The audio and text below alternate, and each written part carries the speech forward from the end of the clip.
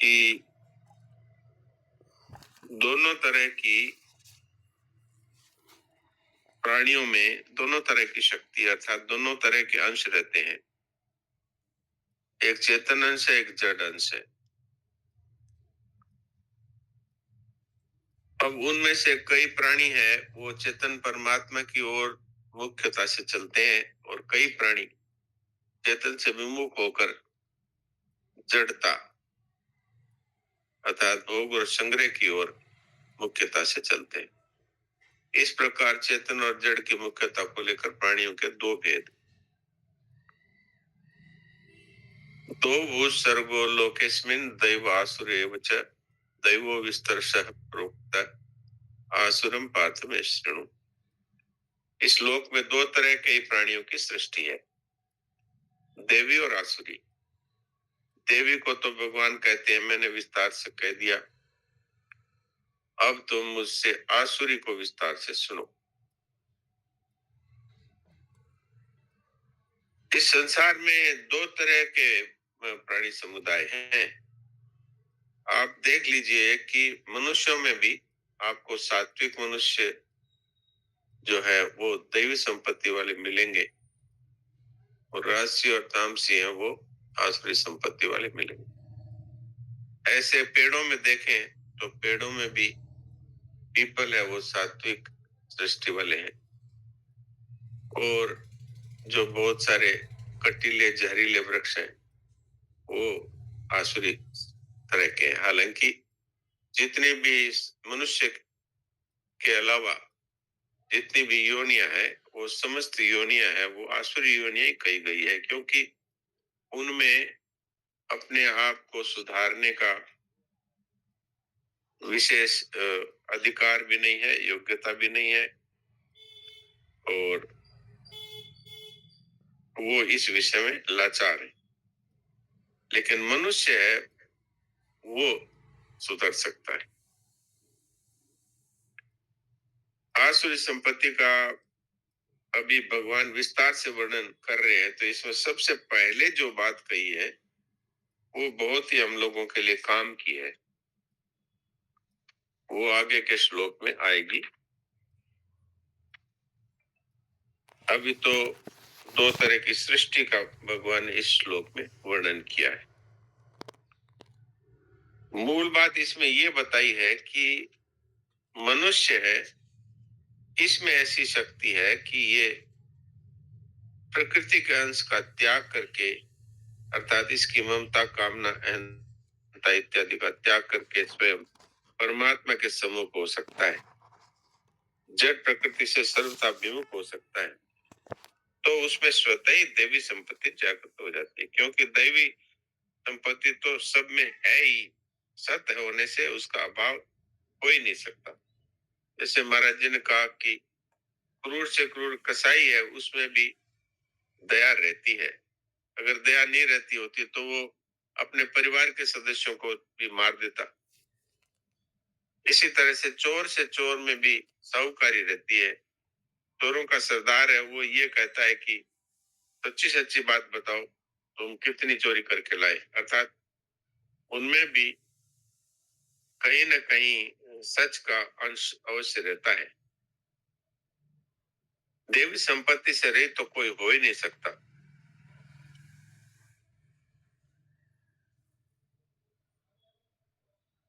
तो अब इसको हम अपने जीवन में जो आसुरी संपत्ति जो हमारी भूल से आ गई है, इसको हम मिटा सकते हैं मनुष्य जीवन में। और किसी योनि में तो इसकी योग्यता नहीं है। यद्यपि भगवान की तरफ से कोई मनाही नहीं है, लेकिन वो तो भोग योनियां है, इसलिए पुराने कर्मों का फल भोगने के लिए है। और मनुष्य योनि है, इसको कर्म योनि भी कहते हैं, पर ये साधन योनि है। इसमें मनुष्य अपने आप को सुधार सकता है।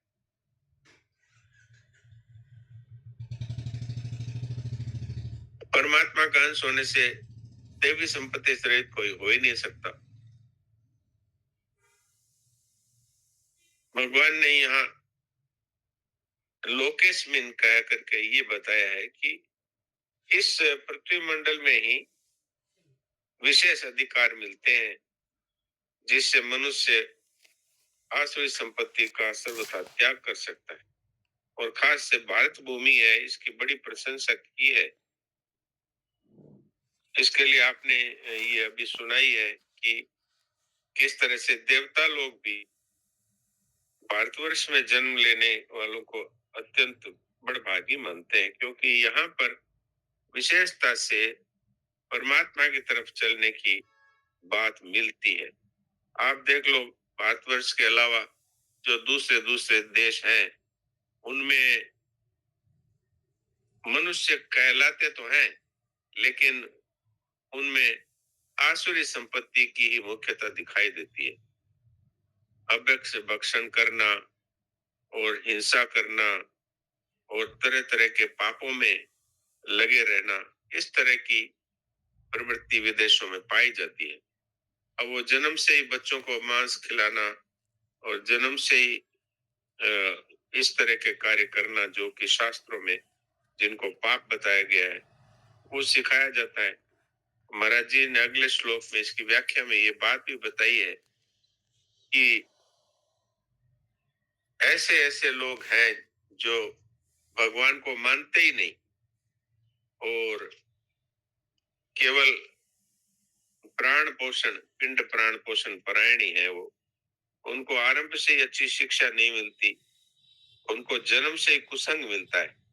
तो खान पान में क्या शुद्ध होता है, क्या शुद्ध होता है, और किस तरह से शरीर की शुद्धि अशुद्धि रखनी चाहिए, क्या सत्य है क्या असत्य है, इन सब बातों की शिक्षा ही उनको नहीं है। तो बचपन से ही उनकी स्थिति है कि वो आसुरी स्वभाव वाले परिवार में ही रहते हैं, आसुरी स्वभाव वाले ही लोग रहते हैं, जिससे उनका भी आसुरी स्वभाव स्वतः ही बन जाता है। परमात्मा की तो वहां बात ही नहीं होती, ईश्वर धर्म आदि को मानते ही नहीं। मैंने ऐसे लोगों के से बात करके देखी है। मैंने भगवान की बात की, एक कोई कागज छपरा था, उसके ऊपर मैंने वो श्री हरि लिख करके मुझे लिखने के लिए दिया था वो कागज। तो मैंने श्री हरि लिख के उसको शुरू किया, तो उन्होंने पढ़ करके कहा ये हटा दीजिए श्री हरि। मैंने कहा क्यों? बोले भगवान होते ही नहीं। तो ऐसी शिक्षा, हमारे भारतवर्ष की बात बता रहा हूँ कि भारतवर्ष की भी ये दशा हो रही है, तो विदेशों में तो क्या दुर्दशा है, इसकी कल्पना की जा सकती है। मनुष्यों में जो सर्वथा दुराचारों में लगे हुए हैं,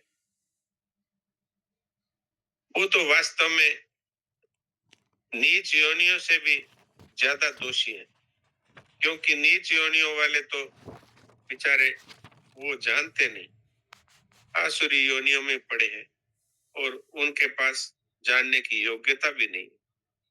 पर हम मनुष्य होकर के अच्छाई और बुराई को जानते हैं, लेकिन फिर भी हम बुराई को चुनते हैं, तो वास्तव में हम उनसे भी गए गुजरे हैं। महाराज जी ने दूसरे तरह से भी बताया है कि वो जो आसुरी योनि वाले हैं, वो तो अपने पापों का फल भोग करके मनुष्य योनि की तरफ जा रहे हैं, और हम मनुष्य होकर के पाप करके और आसुरी योनि की तरफ चले जा रहे हैं। जबकि हमारे पास वैसा विवेक भी है, जिस विवेक से हम गलत और सही को जान सकते हैं और जानकर अपने आप को गलती से बचा करके और देवी संपत्ति का अर्जन कर सकते हैं, अर्थात देवी संपत्ति को प्रकट कर सकते हैं।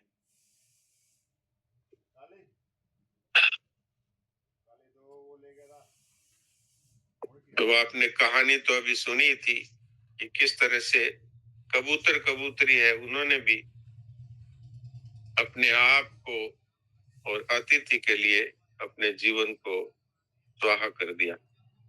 तो इस तरह से भगवान की तरफ से मनाही नहीं है, किसी भी योनि का कोई भी क्यों न हो, अगर वो भगवान की तरफ चलता है तो उसके लिए कोई मनाही नहीं है। पर उनमें ये योग्यता है नहीं, वो तो पापों का फल भोगने के लिए वास्तव में भोग योनि में है।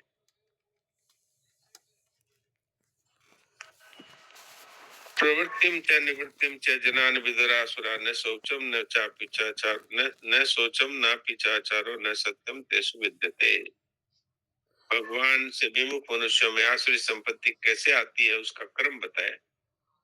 तो ये बात पहले आपकी सेवा में रखी थी कि आरंभ में ही परिवार से ही अच्छी शिक्षा नहीं मिलती और फिर कुसंग में पड़े रहते हैं, तो उनको क्या प्रवृत्ति है, क्या निवृत्ति है, यानी किन किन चीजों से हमको बचना चाहिए, किन किन चीजों किन किन किस किस तरह के कार्यों को हमें करना चाहिए, इसको वो लोग जानते ही नहीं, क्योंकि उनको ये शिक्षा ही नहीं मिली।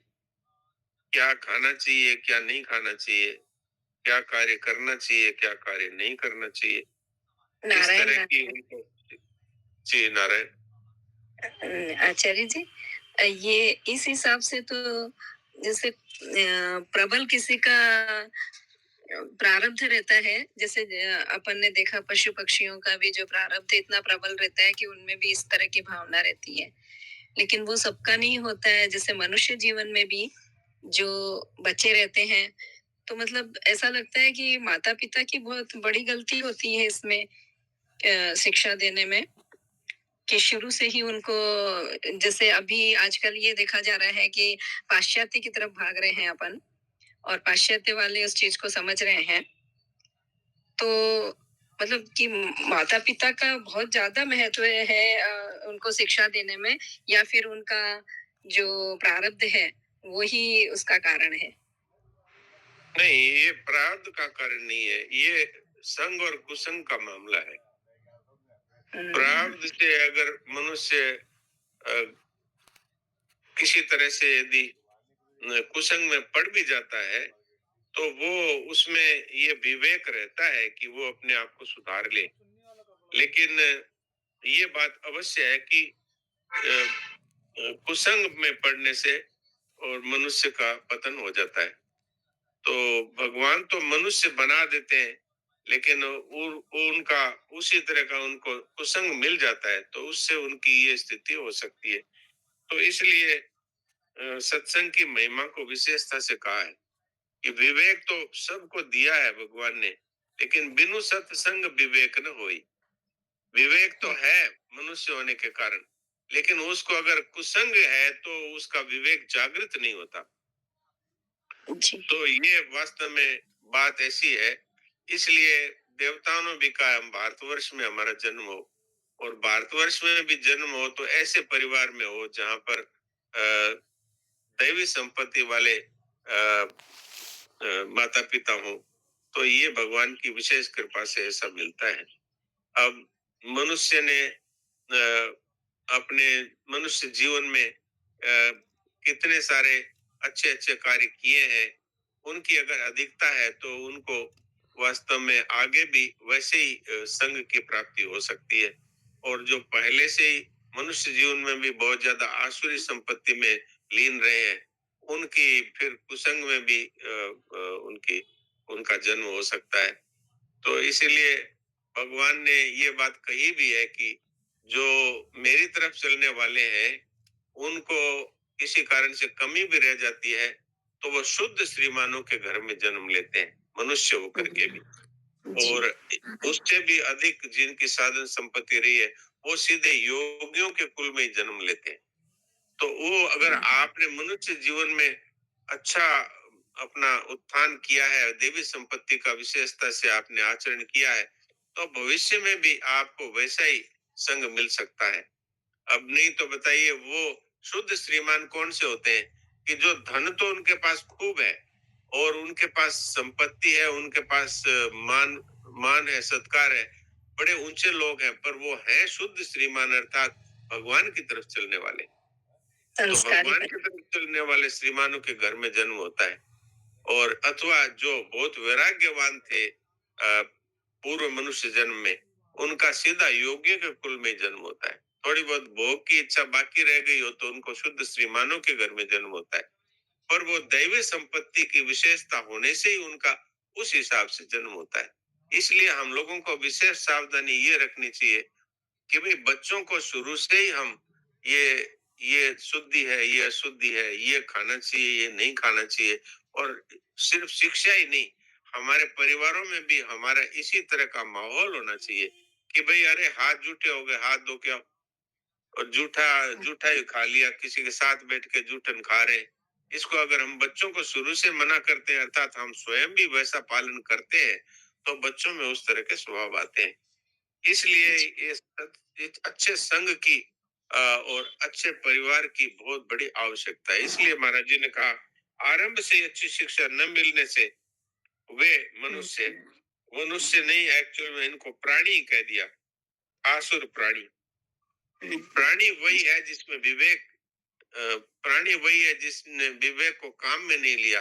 वो मनुष्य दिखता तो है पर वो है प्राणी। तो इसलिए महाराज जी ने भी यहाँ टिप्पणी में ये उनको प्राणी ही कहा है। आरंभ में अच्छी शिक्षा न मिलने से वे आसुर प्राणी, क्या करना चाहिए क्या नहीं करना चाहिए, शुद्धि क्या होती है, शुद्धि क्या होती है, खान पान क्या शुद्ध होता है, क्या शुद्ध होता है, बड़ों और छोटों के साथ कैसा व्यवहार करना चाहिए, कैसा नहीं करना चाहिए, और सत्य क्या होता है, सत्य क्या होता है, इन सब बातों को वो नहीं जानते। अर्थात अच्छी शिक्षा के अभाव में वे इन सब से अनभिज्ञ रहते हैं। तो ये बात है ठीक। इस विषय में और कोई विशेष बात जानते हो तो हरिओम जी हैं और अजय जी हैं, आप लोग बताइए।